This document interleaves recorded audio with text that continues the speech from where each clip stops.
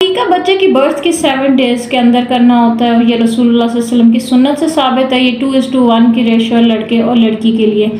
اور 7 days کے بعد اس کو ایک سمپل صدقہ کنسیڈر کریں گے. بٹ اس میں اور قربانی میں انالوجی ہم ڈرائیو نہیں کر سکتے کیونکہ سنت میں کوئی انالوجی ڈرائیو نہیں ہوئی. یعنی کہ ہم اگر قربانی میں گائے کے 7 حصے کرتے ہیں تو ہم عقیقے کو اس کے اوپر اپلائی نہیں کر سکتے. یعنی ہم عقیقہ بڑے جانور کے 7 حصوں میں سے 1 یا 2 حصے نہیں کر سکتے.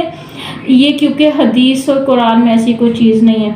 اب یہ چیز تھوڑی سی لوگوں کے لیے انڈائجسٹیبل ہوتی ہے کہ ایسا کیوں نہیں ہو سکتا. بس سنت میں ایسا نہیں ہے تو ایسا نہیں ہے.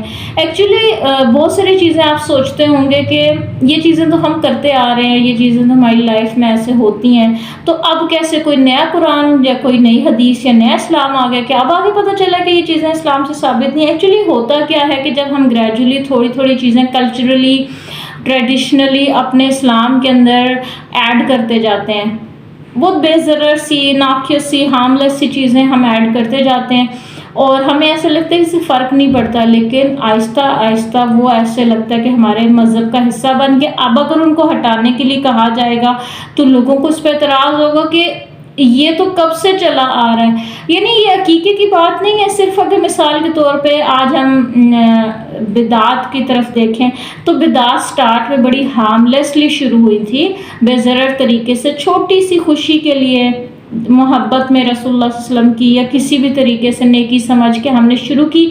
اور جس نے بھی شروع کی اس نے اچھی نیت سے شروع تو کر دی, ایک چھوٹی سی چیز ایڈ کی. اب وہ ایڈ ہوتے ہوتے ہوتے ہوتے وہ ایسے دین کا حصہ بن گیا کہ اب نکالنا مشکل ہو گیا اور اس میں اضافہ ہوتا ہی جا رہا. تو ہمیں یاد رکھنا چاہیے کہ 1500 سال پہلے جو اسلام تھا نا, اصل اسلام وہی ہے.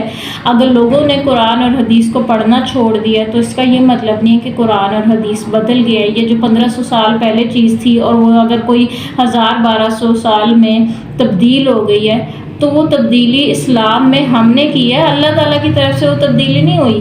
اور ہم یہ نہیں کہہ سکتے کہ وہ اصل دین تھا, جو بدعت ہے وہ اصل دین ہے. اور آج ہم کیسے کہیں گے یہ کوئی نیا قرآن آ گیا, نئی حدیث آ گئی, نیا اسلام آ گیا, پہلے کیوں نہیں پتہ تھا.